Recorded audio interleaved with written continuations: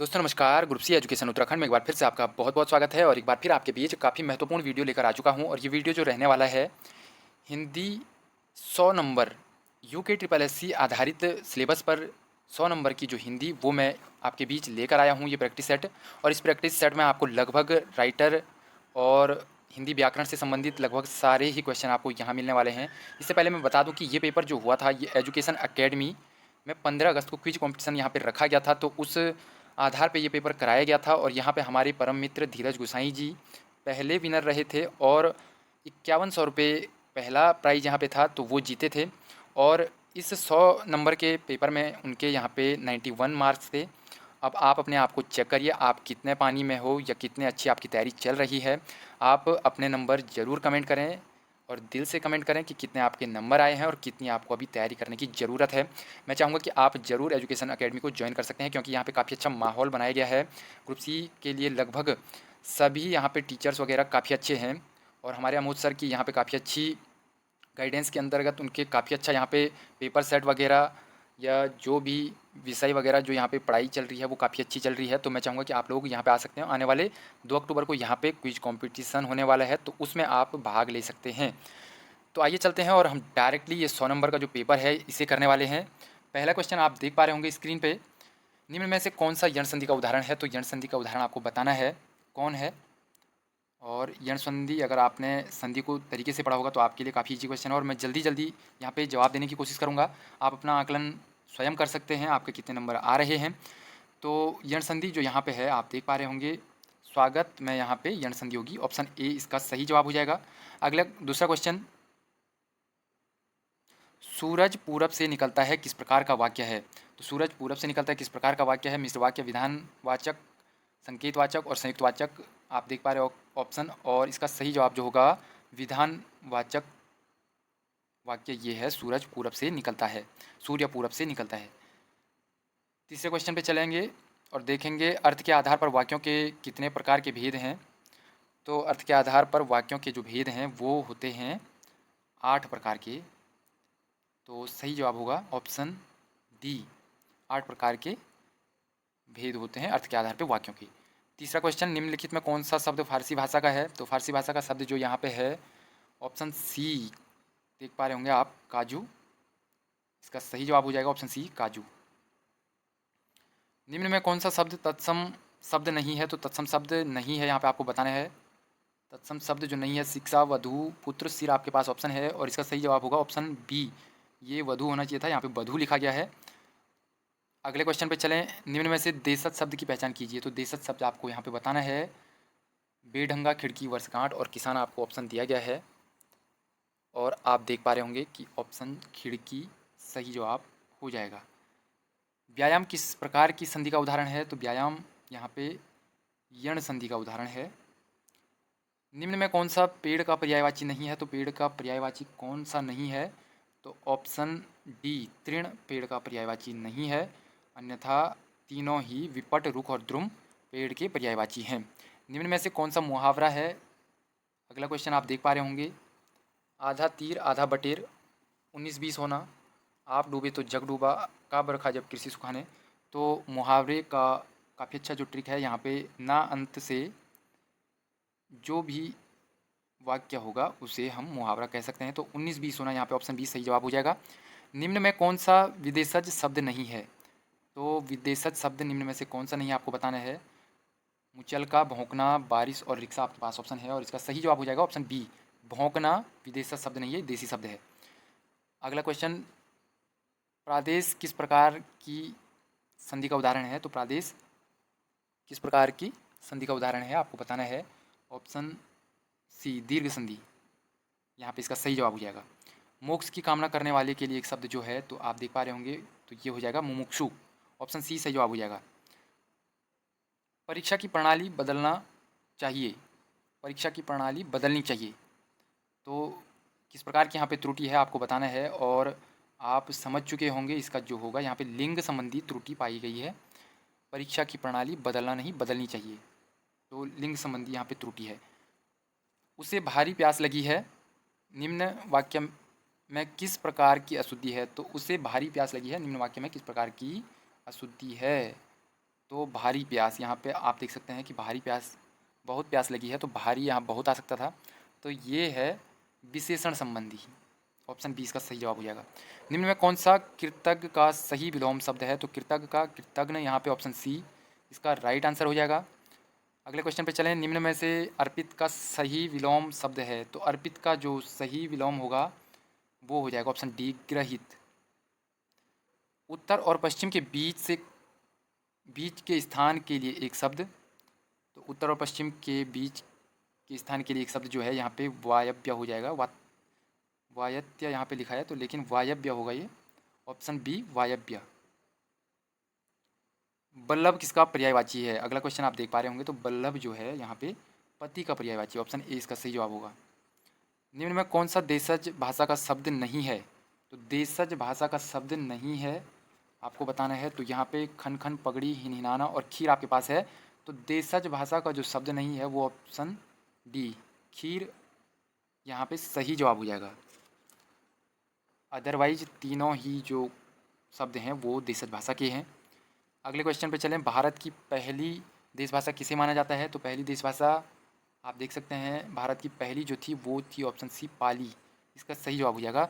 पहाड़ी हिंदी किस अपभ्रंश का भाग है? तो पहाड़ी हिंदी है यहाँ पे खस, सौरसैनी के अंतर्गत खस जो है ये पहाड़ी हिंदी का भाग है। मैंने राम को पूछा निम्न वाक्य में किस प्रकार की त्रुटि है? मैंने राम को पूछा निम्न में किस प्रकार की त्रुटि है? तो यहाँ पे जो हो जाएगा ये कारक संबंधी। मैंने राम से पूछा होना चाहिए था, यहाँ पे राम को पूछा हुआ लिखा गया है। तो कारक संबंधी ऑप्शन डी इसका सही जवाब हो जाएगा। अगले क्वेश्चन। छोटी उम्र शिक्षा पाने के लिए है निम्न वाक्य में किस प्रकार की अशुद्धि है? तो इसका सही जवाब जो हो जाएगा विशेषण, ऑप्शन ए क्रिया संबंधी यहाँ पे हो जाएगा। शिक्षा लेने के लिए, शिक्षा पाने के लिए यहाँ पे लिखा गया है। तो छोटी उम्र शिक्षा लेने के लिए है, शिक्षा पाने के लिए नहीं। तो ऑप्शन ए इसका सही जवाब हो जाएगा। निम्न में कौन सा गुण संधि का उदाहरण नहीं है? तो गुण संधि का उदाहरण जो नहीं है आप देख पा रहे होंगे। तो ऑप्शन डी वधूर्जा, दीर्घ संधि, वधु धन ऊर्जा, वधु धन ऊर्जा, वधूर्जा। सहकार किसका पर्यायवाची होगा? तो सहकार जो पर्यायवाची होगा ऑप्शन सी आम का पर्यायवाची होगा। मैं अपना कार्य आप ही कर लूँगा, तो मैं अपना कार्य आप ही कर लूँगा, ये हो जाएगा आपका निजवाचक, ऑप्शन सी यहाँ पे इसका सही जवाब हो जाएगा। निम्न में पुल्लिंग शब्द की पहचान कीजिए। तो पुल्लिंग शब्द जो होगा यहाँ पे आप देख पा रहे होंगे अध्ययन अच्छा है, अध्ययन करना अच्छा है, तो ऑप्शन बी इसका सही जवाब होगा। वन सारदी चंद्रिका चादर ओढ़े, तो यहाँ पे योजक चिन्ह आप देख पा रहे होंगे। तो रूपक अलंकार इसका सही जवाब, ऑप्शन ए यहाँ पे रूपक अलंकार होगा, सही जवाब हो जाएगा। अगले क्वेश्चन। शुद्ध शब्द पहचानिए। तो शुद्ध शब्द एक वर्तनी आपको पहचाननी है। शुद्ध कौन सी वर्तनी है? तो यहाँ पे पांडे सही हो जाएगा इसका शुद्ध वर्तनी, अदरवाइज तीनों ही अशुद्ध वर्तनी है और आप उनका जवाब ढूंढ सकते हैं। निम्न में मुहावरे की पहचान कीजिए। तो मुहावरे की पहचान मैं आपको बता चुका हूँ कि ना अंत, तो ना अंत आपको कहाँ दिख रहा है? ऑप्शन डी दिन दोगुनी रात चौगुनी करना, तो करने में ना अंत से हो रहा है। अगला क्वेश्चन। लिपि के संदर्भ में सही कथन का चयन कीजिए। तो सही कथन का चयन आपको करना है और इसका सही जवाब होगा ऑप्शन सी ध्वनि चिन्हों को लिपि कहते हैं, ऑप्शन सी सही जवाब हो जाएगा। लिपियों की आवश्यकता होती है। तो लिपि की आवश्यकता लेखन के लिए, सबसे महत्वपूर्ण लेखन के लिए लिपि की आवश्यकता होती है। हिंदी कागजी राष्ट्रभाषा है का सही अर्थ क्या होगा? तो सही अर्थ जो होगा हिंदी कागजी राष्ट्रभाषा है तो हिंदी राजभाषा के रूप में, ऑप्शन बी इसका सही जवाब हो जाएगा। देवनागरी लिपि मूलतः किस लिपि में विकसित हुई है? तो ये ऑप्शन बी ब्राह्मी लिपि इसका सही जवाब हो जाएगा। अगला क्वेश्चन। देवनागरी लिपि के संबंध में सही तथ्य का चयन करें। ऑप्शन आपके सामने दिए गए हैं और इसका सही जवाब जो होगा देवनागरी लिपि में मात्राएं चारों ओर लगाई जाती है, ऑप्शन सी इसका सही जवाब होगा। एक बार आप सारे ऑप्शन ढंग से पढ़िए और फिर देखिए। देवनागरी लिपि का कौन सा गुण नहीं है? तो निम्न में से देवनागरी लिपि का जो गुण नहीं है वो आपको बताना है।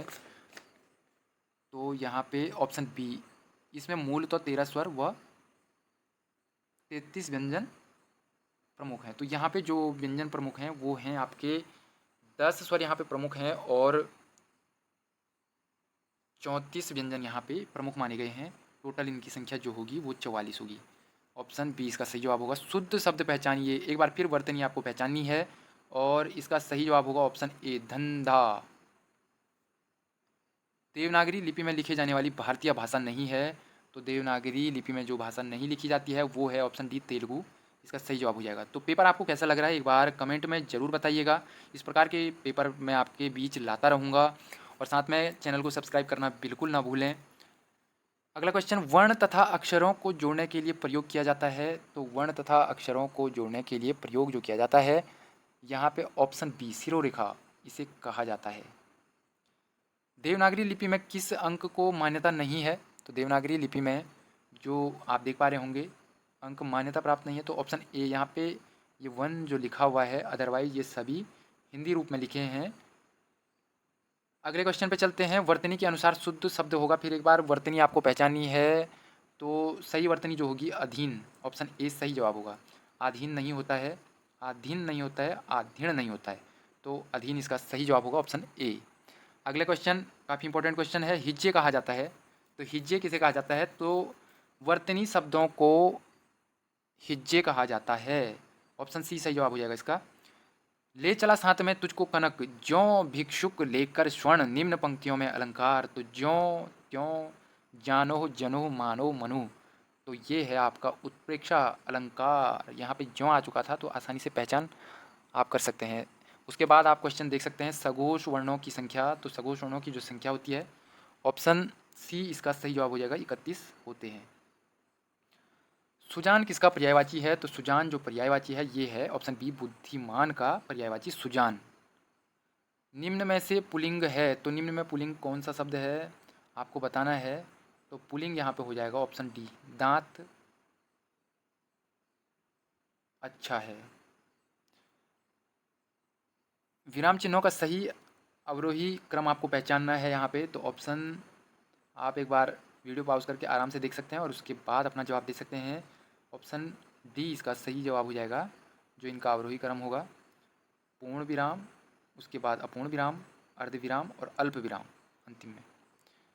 अगला क्वेश्चन, हिंदी में सर्वाधिक प्रयोग होने वाला चिन्ह कौन सा है। तो सर्वाधिक प्रयोग जो होता है यहाँ पे आप देख सकते हैं पूर्ण विराम सर्वाधिक प्रयोग होता है। ऑप्शन बी इसका सही जवाब हो जाएगा। भाव चिन्ह पहचानिए। तो भाव चिन्ह कौन सा है। तो भाव चिन्ह भी हमारा पूर्ण विराम ही माना जाता है। उद्धम का विलोम, उद्धम का विलोम जो होगा अधम होगा। कौन सा वर्ण कंठ्य नहीं है। तो कंठ्य वर्ण जो नहीं है यहाँ पे ऑप्शन डी, ई इसका सही जवाब हो जाएगा। दंत्य तथा महाप्राण का युग्म पहचानिए। दंत्य के साथ साथ जो महाप्राण होगा वो आपको पहचाना है। तो दंत्य वर्ण तो थो दो और ये जो सौ है ये दंत्य सौ है। तो ऑप्शन ए इसका सही जवाब हो जाएगा। मूल स्वरों की संख्या कितनी होती है आपको बताना है मूल स्वर। तो मूल स्वर जो होते हैं वो होते हैं 4। ऑप्शन डी सही जवाब। वाक्य के घटक होते हैं। तो वाक्य के जो घटक होते हैं उद्देश्य और विधि, इसका ऑप्शन ए सही जवाब हो जाएगा। आगम का अर्थ नहीं है। तो आगम का अर्थ ज्ञान, शास्त्र और आना तीनों ही है। निगम आगम का विलोम होता है। संस्कृत उपसर्गों की हिंदी में संख्या है। तो संस्कृत जो उपसर्ग हैं वो हिंदी में कितने हैं। ऑप्शन ए इसका सही जवाब हो जाएगा, 22 उपसर्ग संस्कृत के जो हिंदी में प्रयुक्त होते हैं। अति उपसर्ग का अर्थ होता है। तो अति उपसर्ग का जो अर्थ होता है वो होता है सीमा से परे। अति मतलब बहुत ज़्यादा, सीमा से परे। पदों के प्रकार होते हैं। तो पदों के प्रकार जो होते हैं वो होते हैं 5। इनमें से कोई नहीं, 5 प्रकार के पद होते हैं। मूल धातु में जोड़े गए शब्दांश कहलाते हैं। तो मूल धातु में जो जोड़े जाते हैं उन्हें कहा जाता है कृत प्रत्यय। जिन शब्दों का संबंध भूमि उपयोग से हो और जिन्हें मात्रक इकाई द्वारा मापा जाता है तो वो होते हैं परिमाणवाचक संज्ञा। ऑप्शन सी इसका सही जवाब हो जाएगा। अगले क्वेश्चन पे चलते हैं। प्रत्ययों के आधार पे के प्रयोग के किस प्रकार की संज्ञा बनाई जा सकती है। तो प्रत्ययों से प्रयोग से किस प्रकार की संज्ञा बनाई जा सकती है आपके पास ऑप्शन देख पा रहे होंगे। तो जो प्रत्ययों से बनती है वो बनती है भाववाचक संज्ञा। बुढ़ापा, तो बूढ़ापे, जो पा प्रत्यय जुड़ा, बूढ़ापा, तो भाववाचक। मूल सर्वनामों की संज्ञा, तो मूल सर्वनामों की संख्या जो होती है वो होती है ऑप्शन सी 11। अगले क्वेश्चन पे चलें। वह और यह किस प्रकार के सर्वनाम हैं, तो ये निश्चयवाचक हो जाएगा, ऑप्शन ए इसका सही जवाब हो जाएगा। अकर्मक क्रिया पहचानिए, तो निम्न में से अकर्मक क्रिया जो होगी वो होगी ऑप्शन ए उखाड़ना। रंजक क्रिया का प्रयोग होता है, तो रंजक क्रिया का प्रयोग संयुक्त क्रिया में किया जाता है, ऑप्शन डी। तिगुना कौन सा संख्यावाचक विशेषण है, तो तिगुना जो होगा यहाँ पे हो जाएगा आवृत्तिवाचक। 1 गुना 2 गुना तिगुना, ये आवृत्तिवाचक विशेषण हो जाएगा। प्राण किस वचन को व्यक्त करता है, तो प्राण बहुवचन, सदैव बहुवचन में प्रयुक्त होता है प्राण। विशेषण का वह रूप जो विशेष्य विशेषण को व्यक्त करता है, तो इसका सही जवाब जो हो जाएगा विधेय विशेषण उसे कहते हैं। कारक जो कुछ देने कुछ करने के भाव में व्यक्त होता है, तो कुछ देने के भाव में, यहाँ पर ऑप्शन सी संप्रदान, इसका सही जवाब हो जाएगा। मोहन अंदर बैठा है किस प्रकार क्रिया विशेषण का प्रयोग हुआ है, तो यहाँ पे आप देख सकते हैं अंदर बैठा है, तो इसका सही जवाब हो जाएगा स्थानवाची। अति उत्तम में कौन सी संधि है, तो अति उत्तम में जो हो जाएगी यण संधि। अति धन उत्तम, अति उत्तम। नीलांबर का संधि विच्छेद होगा, तो नीलांबर का संधि विच्छेद होगा ऑप्शन, देख सकते हैं आप, नील धन अंबर, ऑप्शन सी इसका सही जवाब हो जाएगा। सजातीय संधि कहा जाता है, तो सजातीय संधि जो होता है दीर्घ संधि, ऑप्शन डी सही जवाब होगा। अर्थ के आधार पर वाक्य के कितने प्रकार होते हैं, एक बार फिर से क्वेश्चन पहले भी आ चुका है, तो ऑप्शन सी इसका सही जवाब होगा। 8 प्रकार अर्थ के आधार पर वाक्य के। मैं देखता हूँ कि तुम मेहनत नहीं करते वाक्य का प्रकार है, कि यहाँ पे आ चुका है, तो ये हो जाएगा मिश्र वाक्य, ऑप्शन बी इसका सही जवाब हो जाएगा। मुझे देखकर वह भाग गया, सरल वाक्य का सही मिश्र वाक्य बनेगा, तो ऑप्शन सी आप देख पा रहे होंगे, जब उसने मुझे देखा तब वह भाग गया, तो जब और तब मिश्र वाक्य में हमेशा आता है, तो ऑप्शन सी इसका सही जवाब। निम्न तुर्की भाषा का शब्द नहीं है, निम्न में से तुर्की भाषा का जो शब्द नहीं है वो हो जाएगा आपका ऑप्शन बी अंगूर। यहाँ पे तुर्की भाषा का शब्द नहीं है, अन्यथा ये तीनों मुगल, चारपाई और चेचक यहाँ पे तुर्की भाषा के शब्द हैं। कोटि कुलिस सम वचन तुम्हारा में कौन सा अलंकार है, तो यहाँ पे हो जाएगा आपका सम, यहाँ पे आप देख पा रहे होंगे सासी सम, तो ये हो जाएगा उपमा अलंकार, ऑप्शन बी इसका सही जवाब हो जाएगा। तरणी तनुजा तट तमाल तरवर बहुछाई में अनुप्रास अलंकार का कौन सा भेद है, आपको बताना है। काफ़ी अच्छा क्वेश्चन है और पेपर में पूछा जा सकता है, तो ऑप्शन बी वृत्यानुप्रास, ऑप्शन बी सही जवाब हो जाएगा। निर्जीव वस्तु परिस्थिति तथा प्रकृति का सजीव चित्रण वाले अलंकार को कहते हैं, तो यहाँ पे इसका आंसर जो हो जाएगा ऑप्शन डी मानवीकरण। किसी निर्जीव वस्तु का सजीव चित्रण प्रकृति के आधार पर जो किया जाता है, तो वो मानवीकरण अलंकार द्वारा। कहानी हंसते हैं रोते हैं के कहानीकार हैं, तो हंसते हैं रोते हैं ये किसकी कृति है आपको बताना है, तो ऑप्शन सी हरिशंकर प्रसाई जी इसका सही जवाब हो जाएगा। मकरंद किसकी रचना है, तो मकरंद जो रचना हो जाएगी पीताम्बर दत्त बड़थवाल की, ऑप्शन ए इसका सही जवाब हो जाएगा। असत्य कथन का चयन करें, इन ऑप्शनों को आप ढंग से पढ़ सकते हैं और इसका सही जवाब जो होगा चारु चंद्रलेख उपन्यास मनोहर श्याम जोशी का है, तो ये यहाँ पे असत्य वचन है, तो ये मनोहर श्याम जोशी जी का नहीं है। यही सत्य है कहानी के कहानीकार कौन है, तो यही सत्य है कहानी के कहानीकार जो हैं वो हैं मन्नू भंडारी जी, ऑप्शन सी इसका सही जवाब हो जाएगा। अगला क्वेश्चन, कविता संग्रह एक दिन बोलेंगे पेड़ किसकी रचना है। एक दिन बोलेंगे पेड़, यहाँ पे ये जो कृति है ये हो जाएगी राजेश जोशी जी की, राजेश जोशी की एक दिन बोलेंगे पेड़। एक पेड़ की याद किसकी कृति है, तो एक पेड़ की याद यहाँ पे हो जाएगा शेखर जोशी जी की ये कृति है। सत्य कथन का चयन करें, तो हम जो देखते हैं राजेश जोशी की कृति है ये असत्य है। हरिया हरकुलस की हैरानी मनोहर श्याम जोशी जी की कृति है, तो ये जवाब यहाँ पे सही हो जाएगा, ऑप्शन बी सही जवाब। नौरंगी बीमार है किसकी कृति है, तो नौरंगी बीमार है, ये हो जाएगा शेखर जोशी जी की। ऑप्शन डी सही जवाब होगा। निम्न में कौन सा उपन्यास है, कौन सा उपन्यास है, आपको इन रचनाओं में बताना है कौन सा उपन्यास है। तो उपन्यास जो होगा वो होगा भागो नहीं दुनिया को बदलो। ऑप्शन ए इसका सही जवाब होगा। विष के दंत किसका निबंध संग्रह है, तो विष के दंत जो निबंध संग्रह है वो हो जाएगा हजारी प्रसाद द्विवेदी। ऑप्शन सी इसका सही जवाब हो जाएगा। लेखक की रोटी किसका गद्य संग्रह है, तो लेखक की रोटी काफ़ी इंपॉर्टेंट राइटर मंगलेश डबराल जी की कृति है। अर्चना किसकी रचना है, तो अर्चना जो हो जाएगी सूर्यकांत त्रिपाठी जी की रचना है। सप्तवर्णी किसकी रचना है, तो सप्तवर्णी रचना आपको बताना है किसकी है। सप्तवर्णी जो रचना हो जाएगी महादेवी वर्मा। ऑप्शन बी इसका सही जवाब हो जाएगा। निम्नलिखित में कौन सी रचना निराला की नहीं है, तो निराला की कौन सी रचना नहीं है। अनामिका है, नए पत्ते है, परिमल है, तो चित्राधार, चित्राधार निराला जी की नहीं है। रूस में 25 मास किसकी रचना है, तो रूस में 25 मास राहुल सांकृत्यायन जी की, काफ़ी इंपॉर्टेंट राइटर हैं, ढंग से पढ़िएगा इन्हें।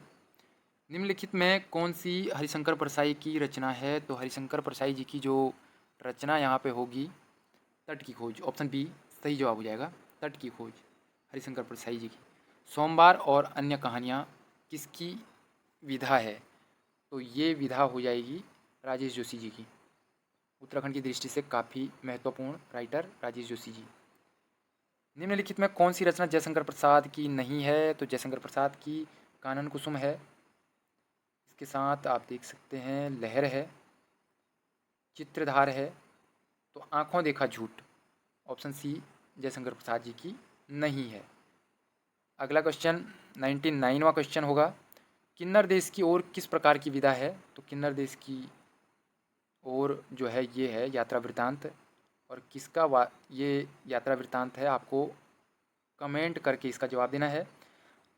100वां क्वेश्चन है जो इस प्रैक्टिस सेट का, निम्नलिखित में कौन सी विधा हजारी प्रसाद द्विवेदी की नहीं है, तो हजारी प्रसाद द्विवेदी की जो नहीं है 1 इंच मुस्कान मन्नू भंडारी जी की।